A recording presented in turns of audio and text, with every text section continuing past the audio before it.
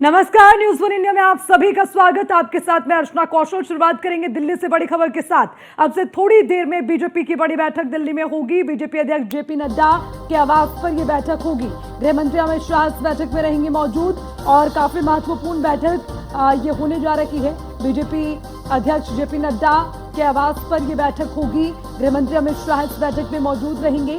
मुख्यमंत्री योगी आदित्यनाथ भी इस बैठक में शामिल होंगे और उसी के साथ यूपी के दोनों डिप्टी सीएम भी इस बैठक में शामिल होंगे। बता दें, यूपी उपचुनाव को लेकर रणनीति इस बैठक में बनेगी, क्योंकि उपचुनाव को लेकर लगातार तैयारियां जोरों पर हैं। जल्द ही उपचुनाव की तारीखों का ऐलान हो सकता है, लेकिन उससे पहले अब किस सीट पर कौन होगा प्रत्याशी और सहयोगी दलों को कितनी मिलेंगी सीटें, उसको लेकर लगातार चर्चा इस बैठक में की जा सकती है। तो अब लगातार इसी तरह बैठकों का दौर देखने को मिलेगा और आज बीजेपी की ये बैठक कई मायनों में अहम हो जाती है, क्योंकि यूपी उपचुनाव को लेकर बैठक की जा रही है। और सबसे बड़ी बात यह कि इस बैठक पर खुद तमाम जो हाईकमान है उनकी नजर बनी हुई है, चाहे राष्ट्रीय अध्यक्ष बीजेपी के जेपी नड्डा की बात करें या फिर गृह मंत्री अमित शाह की बात की जाए। दोनों ही इस बैठक में शामिल होंगे और यूपी के मुख्यमंत्री योगी आदित्यनाथ और यूपी के दोनों डिप्टी सीएम केशव प्रसाद मौर्य और ब्रजेश पाठक के साथ इस बैठक को लेकर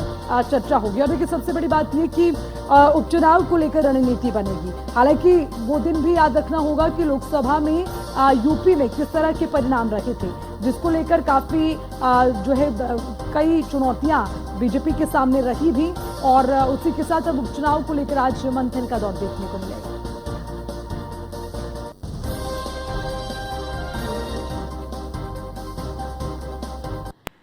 और इसी खबर पर ज्यादा जानकारी के साथ दिल्ली से हमारे संवाददाता पीयूष तिवारी हमारे साथ है। लखनऊ से हमारी संवाददाता वर्षा शाही हमारे साथ जुड़ी हुई है। सबसे पहले मैं पीयूष के पास सीधा रुख करूंगी। पीयूष, अब देखिए, अब थोड़ी देर में बैठक शुरू हो जाएगी। जैसे ही आपको कोई अपडेट मिले जानकारी जरूर दीजिएगा, लेकिन उसी के साथ ये भी जानना चाहेंगे कि उपचुनाव की तारीखों का ऐलान कभी भी हो सकता है और उससे पहले बीजेपी की इस बड़ी बैठक के मायने क्या है?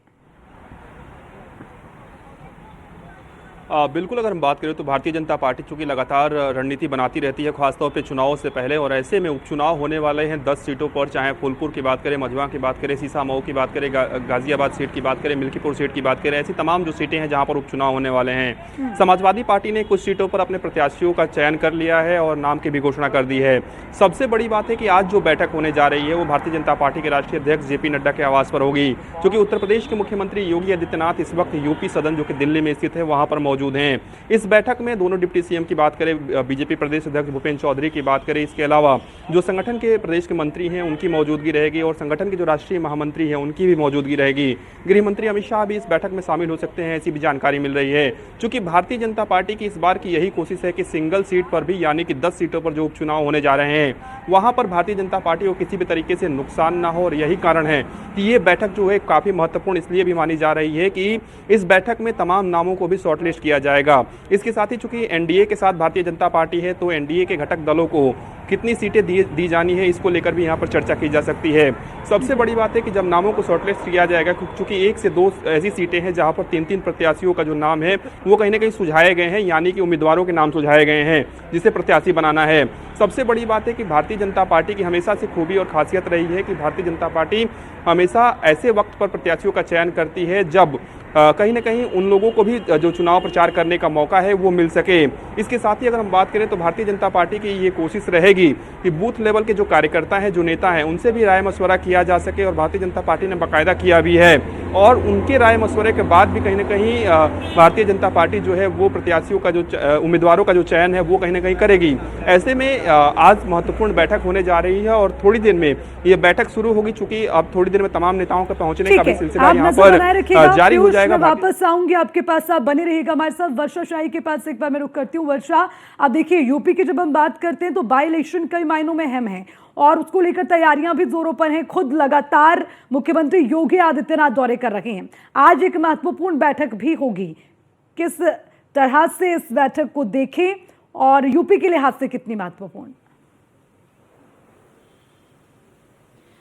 देखिए, ये जो बैठक हो रही है दिल्ली में, ये यूपी के लिहाज से एक बड़ी बैठक है, क्योंकि जिस तरह से आने वाली जो 10 सीटें हैं जिस पे चुनाव होने वाले हैं, उसको लेकर बीजेपी की रणनीति काफ़ी पहले से चल रही है। चाहे उसमें प्रभारी मंत्री बनाना हो, और चाहे वो लगातार मुख्यमंत्री योगी आदित्यनाथ ने जिस तरह से 10 सीटों पर कमान अपने हाथों में रखी है कि इन 10 सीटों पर किस तरह से चुनाव जीता जा सके। देखिए, लोकसभा का रिजल्ट जाहिर सी बात है, सबने देखा कि उत्तर प्रदेश में कैसा रहा, किस तरह से बीजेपी की कितनी कम सीटें आई, किस तरह से सपा ने जीता, किस तरह से जो ये उपचुनाव है ये काफी अहम माना जा रहा है। इस उपचुनाव में किस तरीके से पूरी कमान मुख्यमंत्री योगी आदित्यनाथ ने अपने हाथों में रखते हुए उपचुनाव की पूरी जिम्मेदारी पर एक एक प्रभारी मंत्री को सेलेक्ट किया। उसके बाद अब जिस तरह से प्रत्याशियों की बात की जाए, तो अब प्रत्याशियों का चयन इस मीटिंग में किया जाएगा कि आखिर किस तरीके से प्रत्याशियों को उतारा जा सकता है, कौन कौन प्रत्याशी किस पर उतरेंगे चुनाव के लिए। क्योंकि देखिए, अगर सपा की बात करें, इंडिया गठबंधन की बात करें, तो उन्होंने अपने प्रत्याशियों को उतार दिया है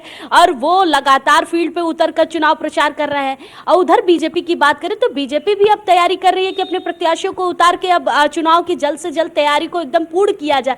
क्योंकि देखिए, जिस तरीके से पहले ही ऐलान हो जाता है कि इस पार्टी के ये प्रत्याशी उतर रहे हैं, उसके बाद जो लिस्टिंग आती है उसके हिसाब से लोग तैयारी करते हैं। लेकिन बीजेपी जिस तरीके से अपनी रणनीति के कोई नाम ऐसे हैं जिनको लेकर लगातार चर्चा हो रही हो, क्योंकि जब सपा की लिस्ट हमने देखी तो उसमें कुछ नाम ऐसे रहे हैं जो लगातार चर्चा में भी बने रहे, लेकिन बीजेपी की ओर से पत्ते खुलते नजर नहीं आ रहे। क्या अंदर खाने कोई जानकारी कुछ नामों को लेकर? देखिए, बीजेपी अपनी रणनीति के लिए जानी जाती है, ये जाहिर सी बात है। तो वो जो नामों की लिस्ट है, कई नामों की चर्चा चल रही है, लेकिन जो चर्चा चलती है उससे कहीं अलग ही नाम सामने आते हुए देखने को मिलते हैं। तो जाहिर सी बात है, इस बार भी अपनी बीजेपी रणनीति उसी तरह बना रही है कि जिस नामों की चर्चा चल रहे हैं उस नामों से कुछ अलग ही रणनीति बनते हुए सामने नजर आएगी और एक लंबी लिस्ट देखने को मिलेगी जिसमें 10 प्रत्याशियों के नाम आएंगे। और उन नामों के बारे में चर्चा केवल इसी मीटिंग में इसलिए हो रही है क्योंकि देखिए, लगातार हर जगह से जितने भी प्रत्याशी हैं वो लगातार चुनाव लड़ने की रणनीति तय करते हैं, लोग अपना नाम भेजते हैं और एक लिस्टिंग जो होती है, देखिए जिस तरीके से बीजेपी अपनी रणनीति बनाती है उसमें सभी अपने जिले के कार्यकर्ता से लेके एक एक लोगों के बारे में वो एक डिटेलिंग रखती है। उस डिटेलिंग के जरिए पता चलता है कि आखिर किस प्रत्याशी को हम उतार सकते हैं वहां पर। तो जिस तरह की रणनीति बीजेपी की रही है हमेशा से, उसको समझना मुश्किल है क्योंकि हर बार यही होता है कि हम एक लिस्टिंग पहले से दिमाग में तैयार करते हैं कि शायद इस प्रत्याशी को उतारा जाएगा और बीजेपी उससे काफी अलग साबित होती है। तो उसी तरह इस बार भी देखने को मिलेगा कि आखिर उत्तर प्रदेश में जो आने वाले 10 सीटों के चुनाव हैं उसमें जिन प्रत्याशियों का नाम लगातार सामने आते हुए दिख रहा है, शायद उससे अलग भी हो सकता है क्योंकि बीजेपी की रणनीति ही हमेशा से यही रही है। और उपचुनाव को जिस तरह से रणनीति बने रहिएगा। देखिए, सबसे बड़ी बात है कि अपनी रणनीति के लिए बीजेपी जानी जाती है। और पीयूष, मैं ये भी समझना चाहूंगी कि देखिए, नामों को लेकर चर्चा जरूर होती है और उसके लिए एक अलग स्ट्रेटेजी बीजेपी की रही इस बार कि हर एक सीट पर 3-3 नाम जो ये तय करेंगे कि कौन सा नाम उनमें फाइनल हो। तो इस तरह की स्ट्रेटेजी को अगर देखा जाए तो ये इशारा इस ओर करती है कि लोकसभा जैसे परिणाम ना हो कम से कम, तो उसके लिए उपचुनाव में तैयारियां चल रही हैं। लेकिन इसके अलावा क्या ये माने कि वाकई में जो हम सोच रखे हैं, जिन नामों को लेकर चर्चा है, उससे उलट होगी बीजेपी की स्ट्रेटेजी? देखिए, अगर हम बात करें तो भारतीय जनता पार्टी में कोई भी जो फैसला लिया जाता है निश्चित रूप से काफ़ी सोच समझकर ये फैसला लिया जाता है। और जब भी उम्मीदवारों का चयन किया जाता है तो उसके लिए बाकायदा जो भारतीय जनता पार्टी है वो इंटरनल सर्वे कराती है। ऐसा नहीं है कि अचानक से आलाकमान ने किसी का नाम के नाम पर मुहर लगा दी हो या प्रदेश के कहने पर किसी के नाम पर मुहर लगा दी हो। बाकायदा आलाकमान उस विधानसभा क्षेत्र में जो सर्वे है इंटरनल वो कराती है और उस सर्वे के रिपोर्ट के आधार पर ही कहीं ना कहीं जो उम्मीदवार है उनका चयन किया जाता है, उसे प्रत्याशी बनाया जाता है। भारतीय जनता पार्टी ने भी इस बार इंटरनल रूप से सर्वे कराया है, क्योंकि खासतौर पे मिल्कीपुर सीट की बात करें तो कहीं ना कहीं भारतीय जनता पार्टी की पूरी तरीके से कोशिश होगी कि किसी भी तरीके से मिल्कीपुर सीट को जीता जाए। क्योंकि अयोध्या में हम खासतौर पे जब समाजवादी पार्टी के सांसद बने उसके बाद आपने देखा कि किस तरीके से विपक्ष के तमाम दलों ने भारतीय जनता पार्टी को घेरा और कहीं ना कहीं तमाम सवाल खड़े किए थे। लेकिन इस बात से भी इनकार नहीं किया जा सकता है कि उत्तर प्रदेश के मुख्यमंत्री योगी आदित्यनाथ की जो लोकप्रियता है और जिस तरीके से वो दम रखते हैं कई सीटों को जिताने का, इस बात से भी इनकार नहीं किया जा सकता है। आपने देखा कि हरियाणा में भी जब चुनाव प्रचार उत्तर प्रदेश के मुख्यमंत्री योगी आदित्यनाथ ने किया था तो ज़्यादातर जो सीटें हैं जिन पर उन्होंने चुनाव प्रचार किया था वो भारतीय जनता पार्टी के पाले में गई थी। ऐसे में अब उत्तर प्रदेश के चुनाव की अगर हम बात करें उपचुनाव की, तो वहां पे 10 सीटें जीतने का जो लक्ष्य है वो भारतीय जनता पार्टी ने इस बार रखा है। और भारतीय जनता पार्टी की ये कोशिश होगी कि जातिगत समीकरण को भी भारतीय जनता पार्टी इस बार दरकिनार बिल्कुल, नहीं तो करेगी। जो टारगेट है बीजेपी का वो उसे पूरा करने में कितनी कामयाब होती है ये देखना बेहद महत्वपूर्ण होगा। आप नजर बनाए रखिएगा पीयूष, लगातार अपडेट आपसे लेंगे। शुक्रिया तमाम जानकारी के लिए। वर्षा, शुक्रिया तमाम अपडेट के लिए।